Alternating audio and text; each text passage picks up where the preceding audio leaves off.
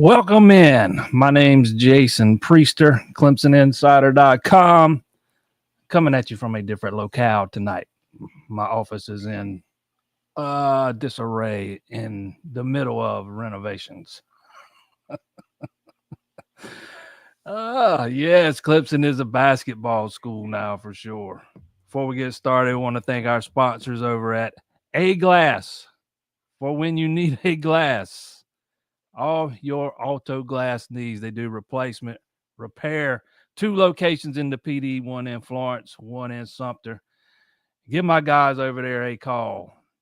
Stan, Ryan, Michael. They'll take care of you. Been in business a long time, rightfully so.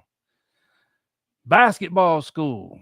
You don't hear that mentioned very often in terms of Clemson, but they continue to keep killing it, go on the road and put the beat down on SMU. I have spectators in the audience tonight. Spectators. And I am getting, what do you call it? When they rag on you from the audience? There's a term for it, and I can't think of what it is off the top of my head.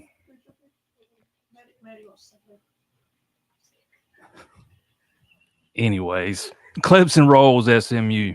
The final score was not even indicative of how easily they cruised through that game. They move up to number 22. Heckling. That's the word I'm looking for. I'm being heckled. Anyways, they move up to number 22 in the net. Ran across this interesting tweet today. Every single team in the net era that finished with a 70-plus win percentage versus quad 1 and quad 2, plus finished with 3 or more quad 1A wins, earned a top 4 seed in the national tournament. Clemson is currently 11-4 versus quad 1 and 2 teams, 3 quad 1A wins, and I don't think they're anywhere close to being a top 4 seed. Again, only number 22 in the net. Man, if y'all can only see what's going on behind me over here. Number 22 in the net, that puts you in the 5-6 seed range. And I think this team's earned more than that. We'll see if they can finish the deal the rest of the way. But didn't get to watch any of Saturday's game. I watched more of the baseball game. But we were planning on doing more renovations, but we didn't never do it Saturday.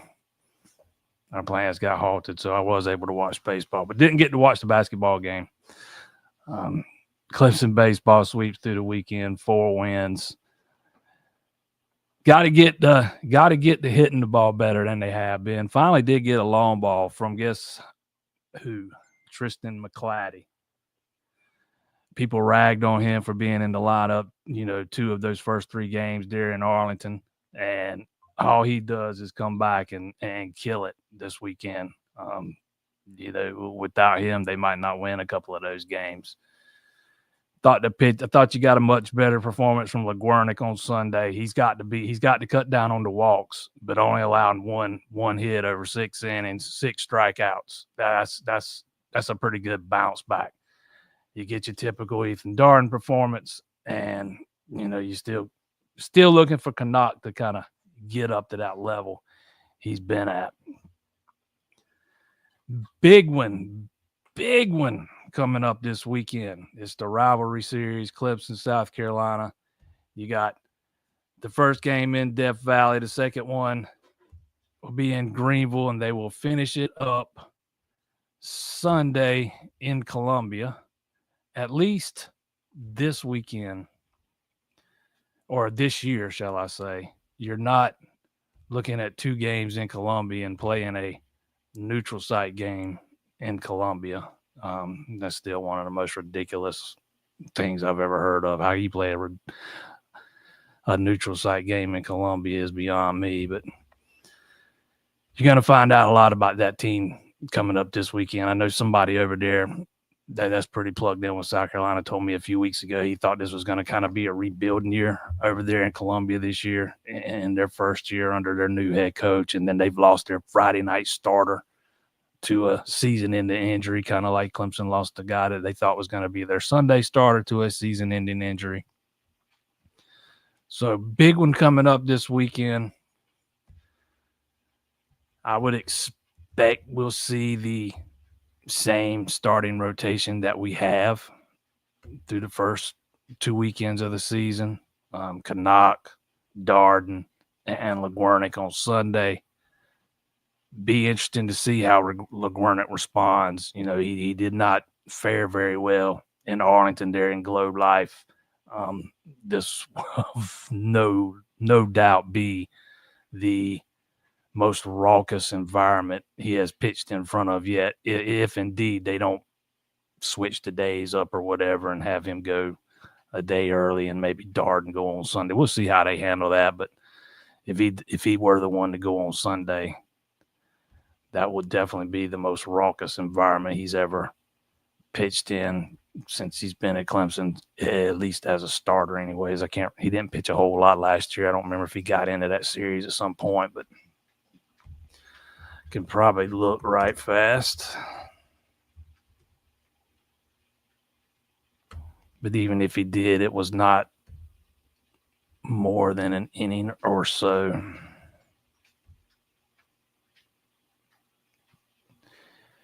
Because he only pitched 6 2/3 innings last year total. So yeah, they don't have that last year's game by game stats on here. Just this year's.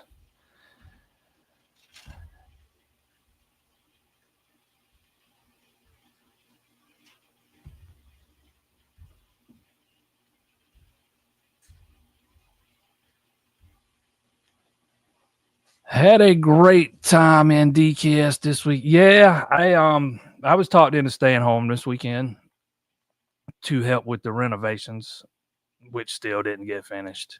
And plus, since I had been in Texas last weekend and we didn't get back till, matter of fact, shortly before this time last Monday. So I was talked into staying home, and I'm kind of glad I did. I'll be back up there this weekend, though, and most weekends for home series for the rest of the way. This is the one I was going to build off of a little bit before I started getting heckled. Clemson being a basketball school. That 2 years ago, people were wanting Brad Brownell fired. And they are being very loud about it. They are wanting him fired, at points during last season. They went through that stretch where they lost. They had a losing streak there in ACC play. They kind of got in a funk and took them a few games to get out of it. And people was calling for Brownell's head again, like they have year after year after year after year. All he does is respond and help lead that team to an Elite Eight. And, it gets gutted. I shouldn't say gutted, but they lose some key pieces. They lose Gerard and they lose PJ Hall. And all he does is dip into the portal and replace those guys. There's no doubt that, Jaden Zachary might not be the shooter night in and night out that Gerard is. But, man, does he give you so much more on the defensive end. I think you can make the argument Locken gives you more on the defensive end than PJ did. And when Locken is playing at his best, man, this team is really, really hard to beat. I got asked last week by somebody in here if I thought this Clemson team was the best ever.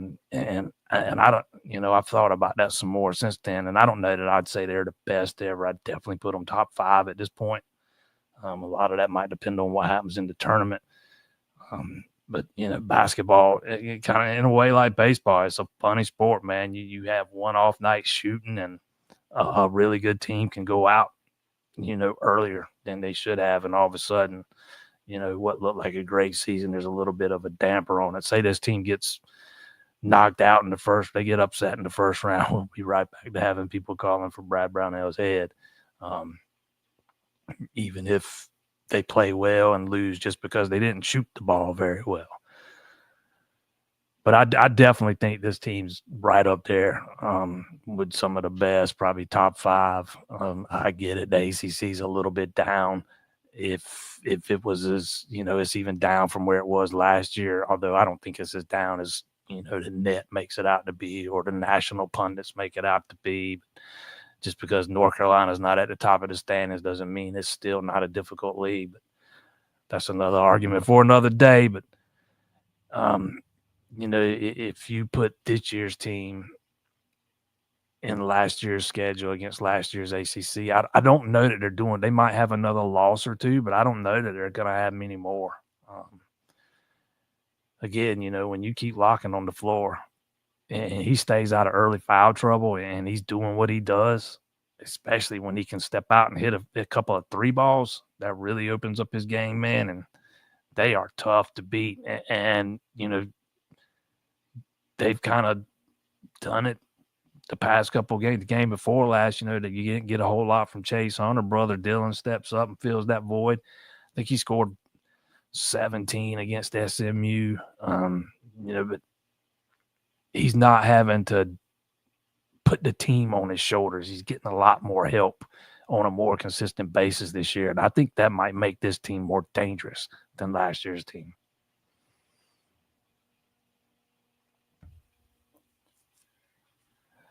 Yeah, they have definitely been a lot more consistent. Again, I remember the losing streak they had last year right there, kind of sandwiched in the middle of ACC play, maybe a little bit past the halfway point, if I'm remembering right. And there were a lot of people that quickly soured on Brownell again. But, he has shown that he has got the chops, man. He has the ability to navigate this NIL and portal world, and he's got some really good help when it comes to the NIL department. And when he needs a piece or he needs two pieces, he's able to go out and make it happen. Just look at last year when they bring in Gerard. And golly, there was another one I'm forgetting off the top of my head. But then this year they go out and get Locken and Jaden Zachary. Those guys had plenty of opportunities to go elsewhere. There's my daughter talking about, can I come on? Can I come on? And then when the light turns on, she says, no, never mind.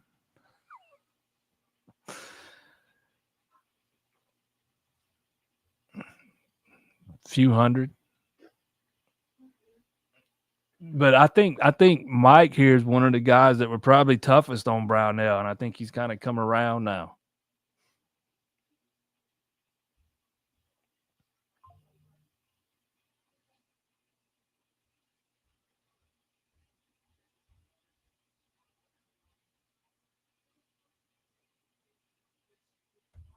Yeah, I've seen Clemson projected as a 5 seed, as a 6 seed. It just depends on who you're reading and who you're looking at. And that's just going to be a shame, man. They have, they've got 2 losses in the ACC. The ACC's not that down. They're 22-5 overall. They've got 3 overtime losses. One of those on the road to a rival. Another one that came in triple overtime. And another one that was, that one might have been a quad 1 loss, if I'm remembering right. Let me pull that up right fast. The one to Memphis, I think that one was a quad 1, but it was at home. Let's see.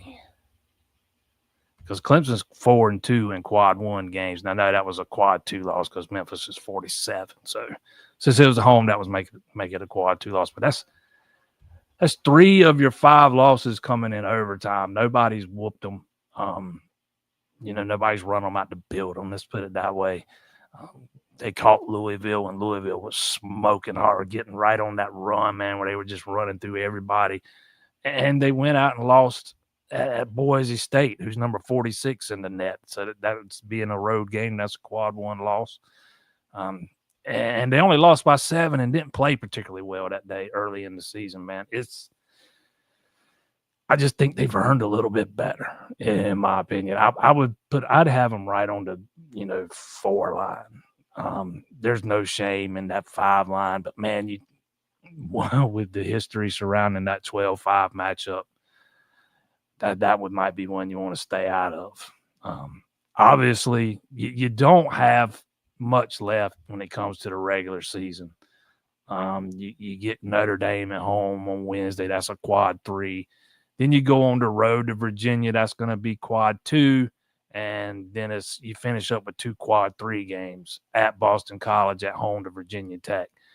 Where they can really help themselves is what happens in the ACC tournament. They're going to, barring some complete meltdown here over the past 4 games, they're going to have, they should have that double bye, which helps tremendously in that tournament. We've all seen historically how much getting that double bye helps. And if they do indeed secure that and they can go win a game or 2 there, man, maybe they can crawl up into that 4 range.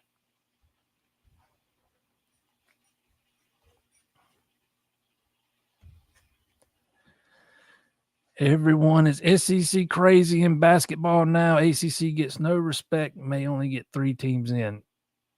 Well, to be perfectly fair here now, let's give the SEC its due. They have invested heavily in those basketball programs, the past 5-10 years. And, man, they have improved by leaps and bounds. They made a concerted effort to do so, and it's paid off. Yeah,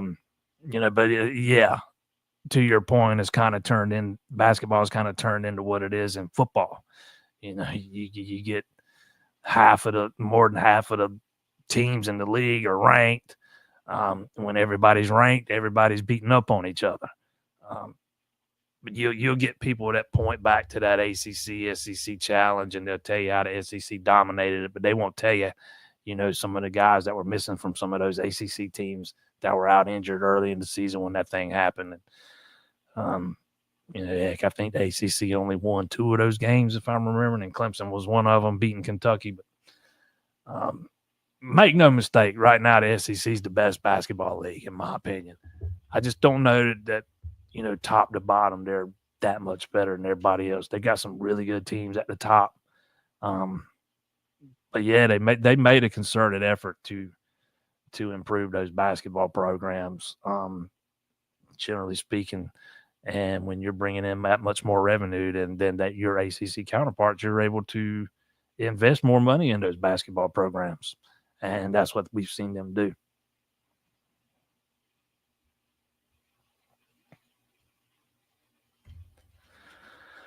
A lot of people owe McClatty and LeGuernick big apologies. Yeah, I tend to agree. I've seen McClatty take a lot of heat after going 1 for 7 in Arlington. He started those 2 games in right field. Probably, in my opinion, he's probably better suited to play the infield.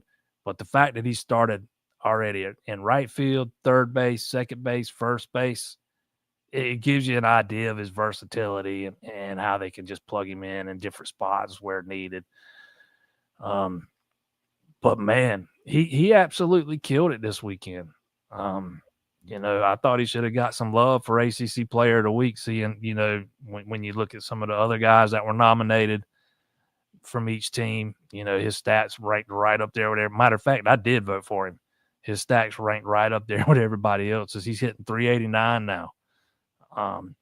And he had those 3 stolen bases in the one game the other day. He stole second, then he stole third, then he came back his next at bat and stole second again. I like that kind of aggressiveness on the base pass. He's got a 611 slugging percentage. He's knocked in 5 runs, and he's hit 1 of the 2 home runs. He's absolutely off to a torrid start, man. And it's, he's probably not going to continue to hit 389. Let's throw that out there right now. Those are eye-popping numbers. And they're going to come down a little bit. But if he can keep, doing what he's been doing and doing it consistently, man, he's going to be hard to take out of that lineup. And if you're Eric Backett, you got to, that means Colin Priest has got to sit or somebody, or Tristan Passetta's got to sit, because it's kind of come down to those 3 guys on who you're rotating in and out of that DH spot in right field. And I mean, you're not going to take Pano out at third. You're not going to take Purify out at second, although he's kind of off to a little bit of a slow start himself. Hitting 235. And he struck out 7 times in his 17 at bats. But I mean, his defense is going to make up for the times when he's struggling at the plate. But it's like I've said before, I don't envy being in Coach Backich's shoes some days when he's got to write that lineup card out. And yeah, LeGuernick, the same thing, man. There was people talking about wanting to never see him again, after one game. Make no mistake. Sunday was a good step in the first good step in the right direction, but it certainly isn't the be all end all. The competition wasn't what it was there in Arlington. Good confidence builder for the young left-hander though, and if he can get those walks cut down, he's got the stuff. And that I saw another tweet today. See if I can find it here right quick, and it was about LeGuernick.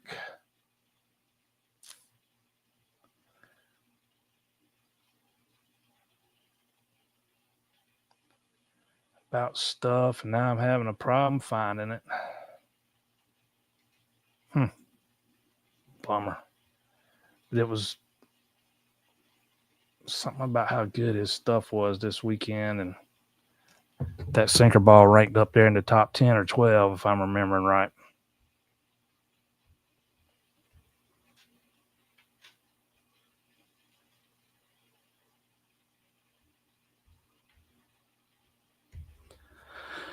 Think the weather had a lot to do with the hitting struggle this past weekend. A lot of balls hit pretty well that probably go out on a normal day, but the wind was blowing in. I know it was blowing in Saturday for sure. I don't remember them talking about it Sunday again. I wasn't there. I know they showed it Saturday blowing in some, but when it's, and I did think it was a little warmer Sunday, but when it's cold like it was Friday and Saturday, the ball is definitely not going to carry like it will on a warm day. And there were some hard hit balls in that game. I remember one of them, there was one ball that was hit, and I can't remember who hit it, but it had a 103 exit velocity, and it was hit right at a guy for an out. It might have been, I can't remember who it was, but they put the barrel on the ball a lot and have nothing to show for it.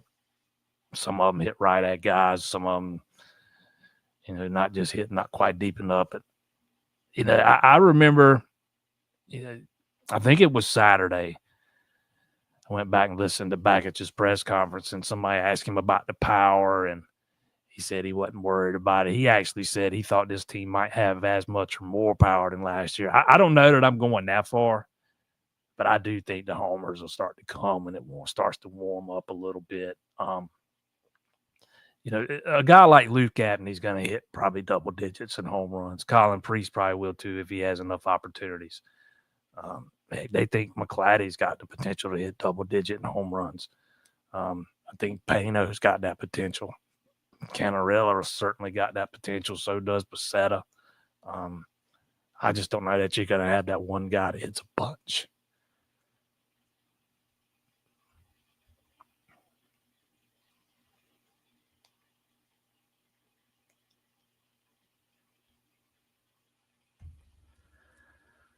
For those that wanted Brownell gone, sounds like the OU job might be something presented to him. Yeah, I'm not too worried about that unless something changes. I wouldn't be.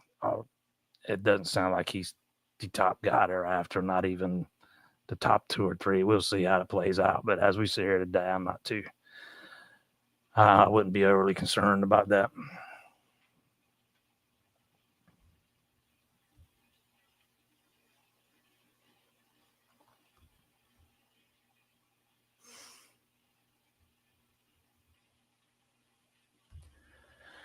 I think the Tigers got a shot at the 4 seed if they finish strong and make the ACC tourney fight. Yeah, I definitely think they can. If they can go make some noise in the tournament, they've got a very doable. It's very doable to go out and improve your seeding for sure. You definitely don't want to go and lose in the quarterfinals after getting the double bye. You might end up finding yourself a 6 seed or at that point. But, the opportunity will be there for them to improve on their seeding.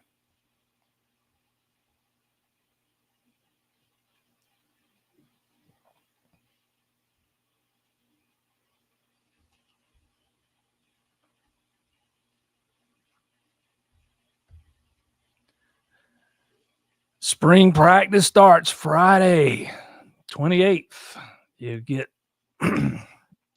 Dabo will have his big press conference, and we'll get to go check out practice for a little bit. And that'll be one of the big questions, where does Jeremiah Alexander, kind of fit in?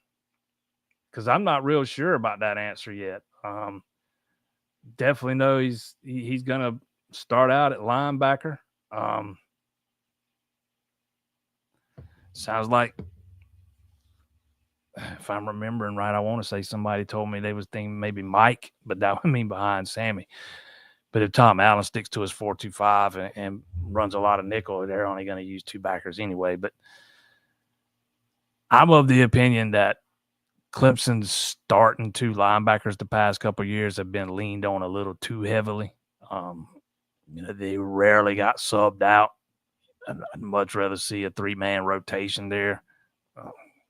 That's kind of, if I had to guess at this point, that's kind of what I'm thinking. You see a 3-man rotation with Woodaz and Alexander and Brown, depending on what Alexander does, in the spring and as you get into the fall, and assuming he gets up to speed on the defense and everything, because we all remember him being a 5-star coming out of high school, but he's also been in Alabama for 3 years and wasn't able to work himself into the rotation. Now, granted, there was a lot more guys in front of him there in Alabama, and I do think a change of scenery was definitely in order for him, a fresh start. I think that's a good question. I kind of still see it being Woodaz and Sammy, but I definitely think Alexander's got a shot at carving out a role for himself, and it gives you another guy that can get after the quarterback. And we're all expecting the defense to be much more aggressive than it's been the past 2-3 years.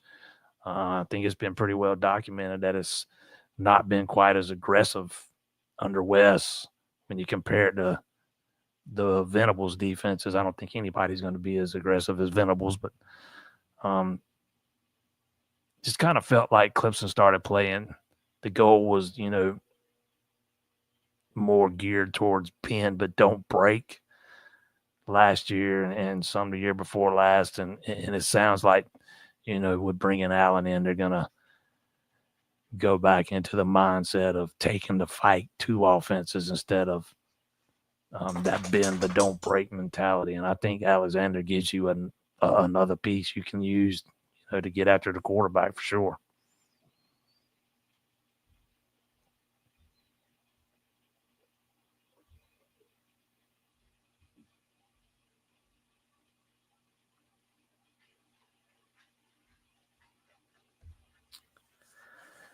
Yeah, I wanted Brownell gone, but I have to give him credit. He is not being like Ellis, just hanging out for a check and occasionally winning. Brad had no facilities, but has the portal. And that's another thing that kind of gets left out the argument a lot of times for the first several years of his tenure at Clemson. Man, the facilities were not where they needed to be. They did the renovations that put them playing off campus for a year. Those renovations probably set them back 2 years, in recruiting and stuff. And when you don't have the, track record of a team like Duke or North Carolina or Kansas or, heck, even a Wake Forest, man, because I remember Wake Forest and Georgia Tech were really good ACC teams when I was younger. I know they're not now, but 15, 20 years ago, man, those were really good basketball programs.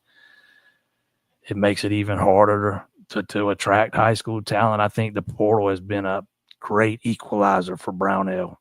You get some guys that are older, already mostly developed.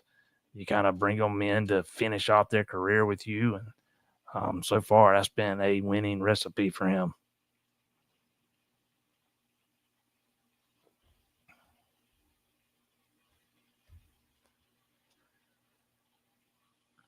Hopefully we can break the curse that comes along with Virginia with Bennett gone. For whatever reason, we always seem to play horrible against them. But that's because those Virginia teams have been so good defensively that they're able to lock their opponents down, and they slow the game down to such a snail's pace.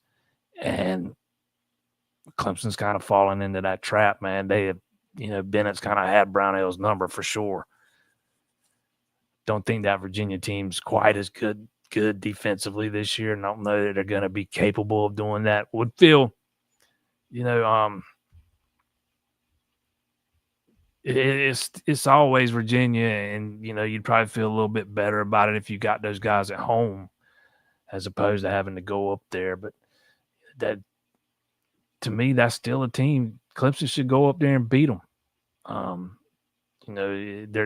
They're not even the toughest team remaining on the schedule. But yeah, you're right.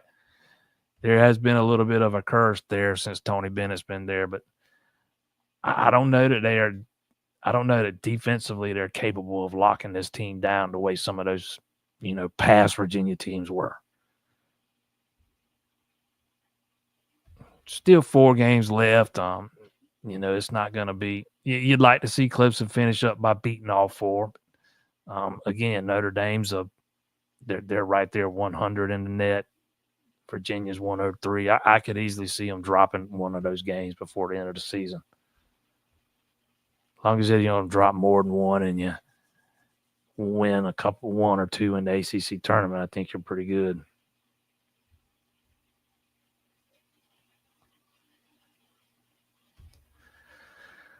I wonder if Jay Billis has us in his top 25 yet. Yeah, he had Clemson ranked all the way down at 35 last week, which I thought was a joke. I guarantee you he has not watched Clemson play much past the night they beat Duke. There's no way all these analysts watch the amount of games they claim they watch. Number one, it's not possible to watch every college basketball game. It was head scratching to me that he had them that far down, and especially when you start looking at some of the teams he had ranked 5-10 spots ahead of them. To answer your question, he probably will have them right back at 35 in his next one.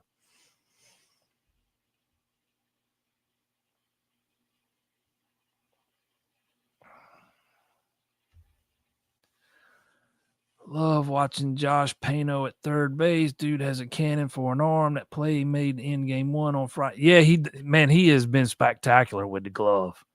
And he's cleaned up the throws. There was especially that first game of the season, man, there was a couple Gaffney bailed him out on, maybe 1 or 2 that Saturday. I can't remember that far back, but yeah, he has cleaned a lot of that up, man. He's a guy that didn't get talked about much, when in the offseason when discussing the transfers that were coming in. It was always Priest and Gaffney who got all the attention, and even Dom Listy. But rarely did you hear people talking about Pano. And all he's done is come in and hit 304. He's got 7 RBIs. He's walked 5 times. The guy just gets on base, man. He's been really good over there on that hot corner, and I was kind of surprised that he got a day off. He's been so good, but I know that staff wants to, kind of do some mixing and matching here early in the season, see who steps up and who rises to the challenge and those kind of things. But he has been fantastic, man.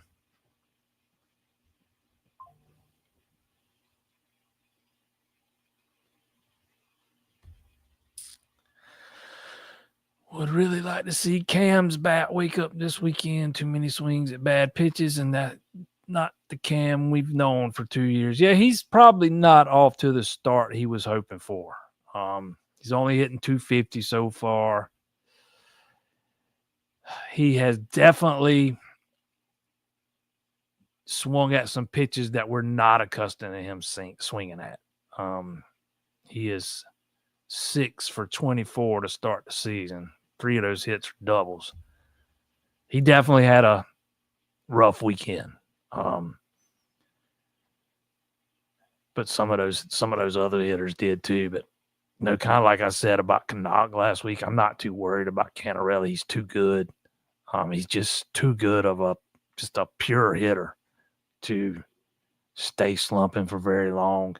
He'll come around. I'm not too worried about that. He always seems to shine in the brightest moments. It would not shock me in any way to see him kind of explode this weekend with that rivalry series coming up.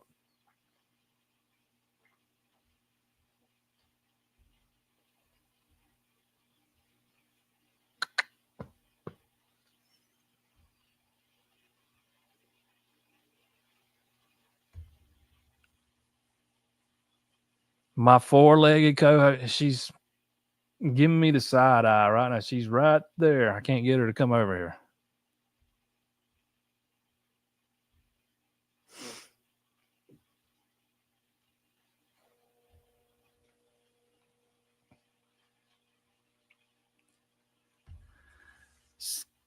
Give love to Malstead, Garris, Allen. Yeah, the back end of that bullpen has been phenomenal. Man, Malstead's been really good. The tinkering they did with his arm slot seems to be paying off big time. Garris has just come in and shut the door on teams. Man, Joe Allen came in. He was just downright filthy yesterday. And Titsworth, the same thing, man. What he did Friday, going all those innings to end that game, and you didn't have to burn another arm. That was big, seeing as you had 3 games left. And, we still haven't seen Michael Gillen yet. So there's still another piece they can add. About the biggest disappointment to me over the weekend from the bullpen was the transfer from Wake Forest. When they brought him in, he just did not have it at all. So that was probably the biggest disappointment for me over the weekend. But man, Malstead has been lights out in his first 2 appearances. Garris is same thing. Allen, same thing. Titsworth did give up the 1 run in Arlington, but man, he was so good Friday. When you got a guy like that you can bring out, not Friday, Saturday, excuse me. Was it Friday or Saturday? I can't remember now, but whichever, what game I'm talking about, man. I'm starting to get old and can't keep my days straight, but I think it was Friday. Whichever game he came on and pitched the last 4 innings. And he gave up just the 2 hits and struck out 5. He was downright phenomenal. The whole back end of that bullpen has been so far.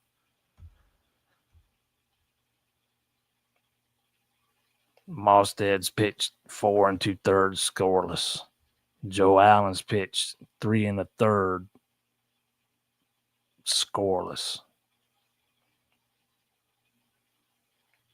Titsworth's got 6 innings. He's given up a run on 4 hits. Reed Garris has gone 5 innings and given up the 1 run.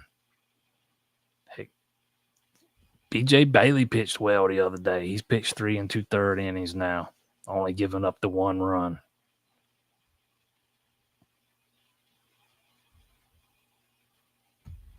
Did think, I'll say one more thing about the pitching from the weekend was, I'm a guy that believes you need Jacob McGovern in the bullpen.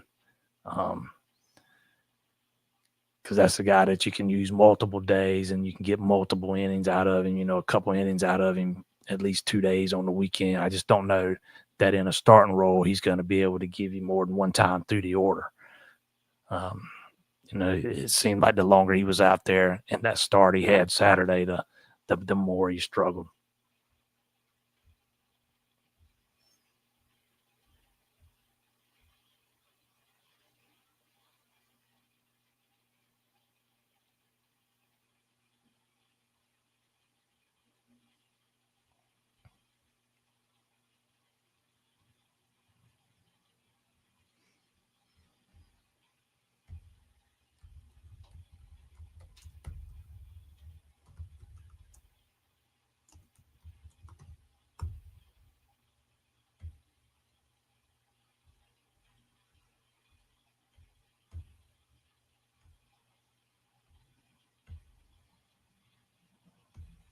Yeah, Listy is he is, man, that dude gets fired up when he draws a walk, man.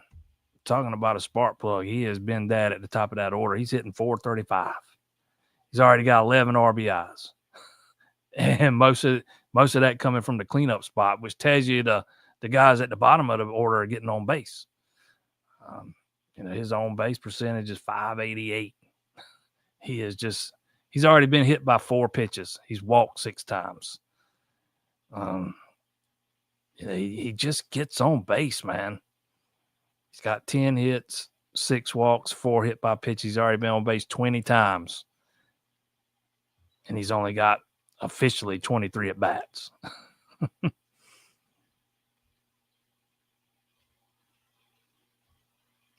One guy who did not take advantage of his opportunity over the weekend was Jay Dillard. I had heard that he had a phenomenal fall, really good preseason. Gets a shot the other day and makes a couple of throwing errors. Looked like all of a sudden he had the yips. I know the weekend I was up there for the inter-squad. The weekend I was up there watching the inter-squad scrimmages. I watched one on Friday, Saturday, Sunday. He played. I think he played third in all 3 of them, and his defense was lights out. For whatever reason, it did not translate to the field this weekend.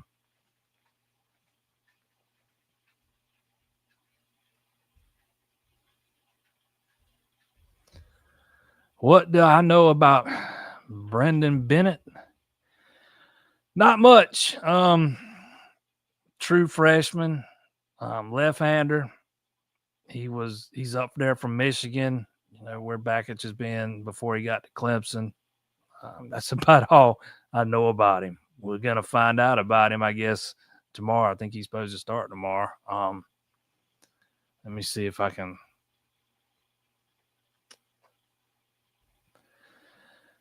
He was the number 319 player and number 35 left-hander in the nation by perfect game. Number 5 overall and number 2 left-handed pitcher in Michigan. Was a state all-star game selection, first team all-state as a junior, won a state championship as a junior, lettered 4 times. I'm reading that right off of his bio on the Clemson side. I don't remember seeing him at all the 3 days I was up there in the inter-squad scrimmages. There were several freshmen that pitched on that Sunday, but I don't remember him being one. So this is going to be my first time to get eyes on him too.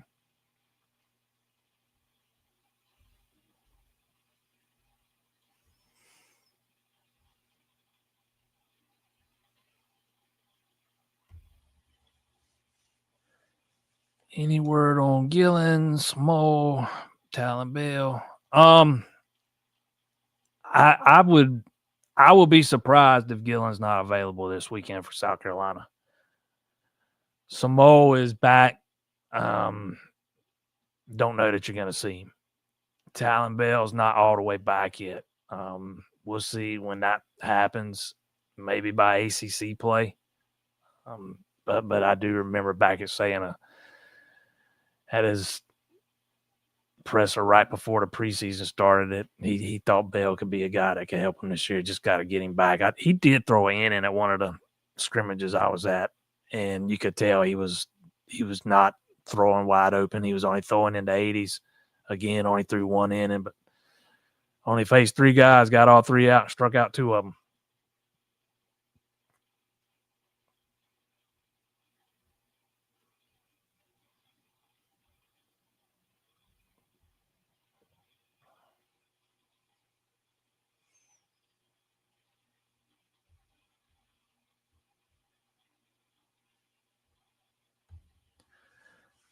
Looking forward to the running back depth chart. I'm hoping Davidson is as good as advertised.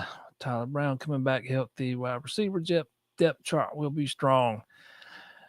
To me, running back's the biggest question on offense. With, I don't think anything else is even close, to be quite honest.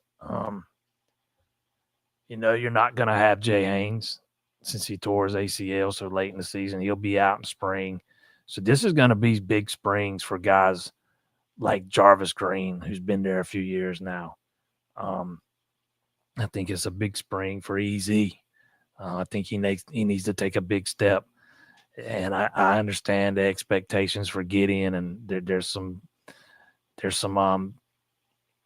I'm fully aware of how high the staff is on him, and I could 100% see him maybe not winning the job outright game one, but being a starter sooner rather than later. To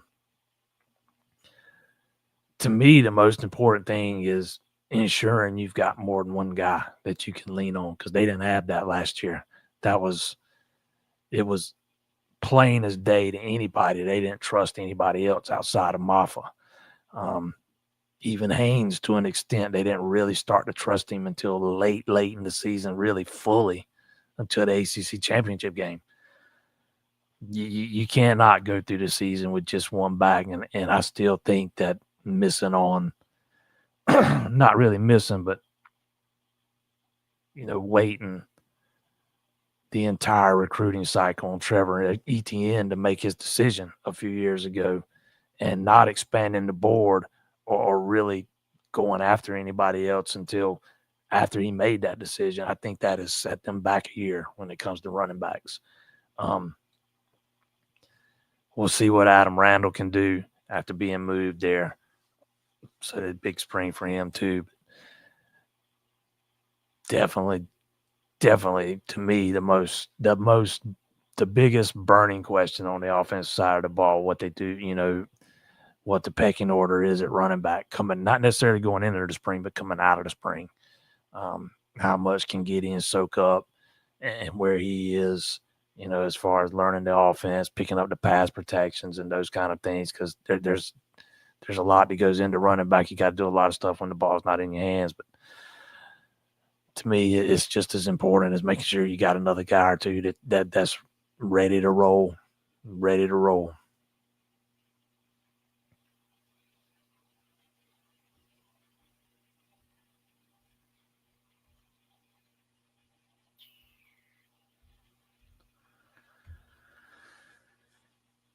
McGovern is good out of the bullpen, not a high velo guy. So once those guys have seen him a couple of times, he's going to hit pretty good. I would make the argument that once they've seen him once, that's why I've never been a big on him starting. I think he can help you a lot better out of the pen than he can as a starter, unless you're using him as the starter in a bullpen type game where he's not going to go more than 2 or 3 innings. But as a regular in the weekend rotation, I'd much rather see him out there in that bullpen.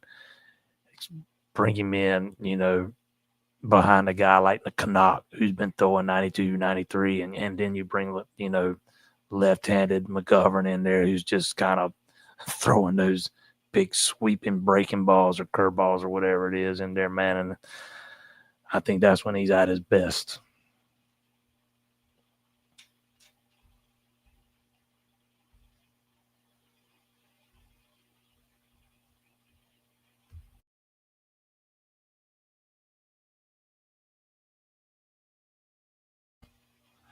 Yeah, I can't. I saw somebody saying they'd like to see the dog. I can't get her up here.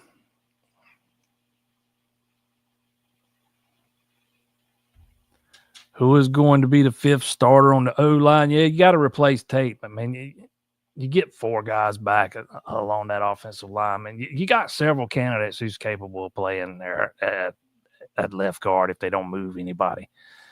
And I'd be surprised if they did. Probably first and foremost, because I'm guessing that Sadler and Thurman will probably not be full go through, at least for the first part of the spring. So it might be Harris Sewell that starts off, getting those reps. Once you get in the fall, you could have a battle on your hands. I think you got some options. We all saw what Thurman's capable of last year. He played guard or tackle. Sewell's played a lot of football. Sadler, he played a lot of football before he got hurt last year. So there's a lot of guys with a lot of experience. They got some options.